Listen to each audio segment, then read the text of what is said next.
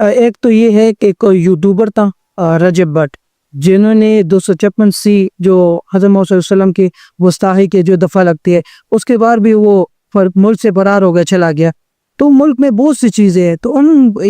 یہ اگر اس طرح معاملات چلتے رہیں گے تو ملک کا تو ویسے ہی بیڑا غرق ہو گیا۔ اب کیا کہیں گے؟ دیکھیے، سب سے بڑا مسئلہ ہمارا جو عدالتی نظام ہے، عدالتی نظام کی حیثیت ایسے ہے جیسے ملک کے اندر ریڑھ کی ہڈی ہوتی ہے۔ اب اگر ریڑھ کی ہڈی خراب ہے، اب دیکھیں وہاں ایک بڑے سے بڑا مجرم ہو، ظالم ہو، بڑے سے بڑا ظلم کیا ہو، وہ وکیل کر لیتا ہے،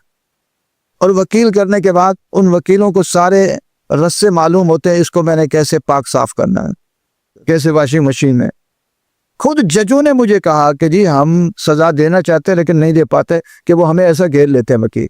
حالانکہ قرآن و سنت کی روشنی میں آپ کسی ایسے آدمی کی وکالت نہیں کر سکتے جو مجرم ہو۔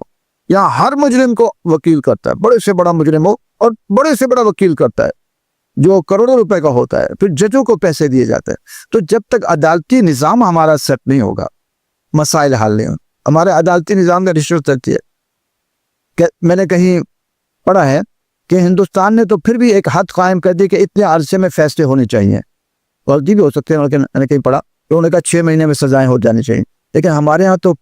20 سال 30 سال سزا جو ہے مقدمہ چلتا رہتا ہے، اور پیشیوں پر پیشیاں، ایک آدمی کا باپ قتل ہو گیا، بھائی قتل ہو گئی، بیٹی کے ساتھ زیادتی ہو گئی، کوئی بھی اس کی زمین پر قبضہ ہو گیا، اور پھر وہ عدالتوں کے چکر کھاتے کھاتے تھک جاتا ہے، فیصلے نہیں ہوتے۔ تو ریڑھ کی جو ہڈی ہے، یوں سمجھیں وہ ہمارا نظام عدالت ہے، اور وہی صحیح نہیں ہے، وہی انگریز کا چل رہا ہے، انگریز کی، اور ان کا گفتگو بھی انگریزوں کے طرز پر ہوتی ہے، فیصلے بھی انگریزی میں لکھے جاتے ہیں۔ اس لیے ضیاء الحق مرحوم نے کچھ اچھے کام کیے تھے، تو انہی کے طرز پر ہمارے جرنیلوں کو چاہیے کہ آپ کے پاس طاقت ہے، لیکن یہ طاقت ہمیشہ نہیں رہے گی، طاقت ہمیشہ کے اللہ تعالیٰ کے پاس ہے۔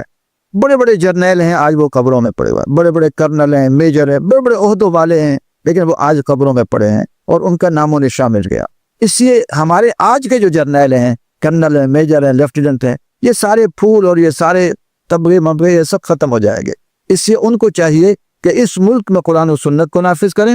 اور قرآن و سنت کو نافذ کرنے سے چوریاں ختم ہو جائیں گی، ڈاکے ختم ہو جائیں گے، اور اللہ اور اس کے رسول کی جو توہین ہے وہ ختم ہو جائے گی، اور ملک میں جنگ و جدل جو آپس میں ہے، چاہے وہ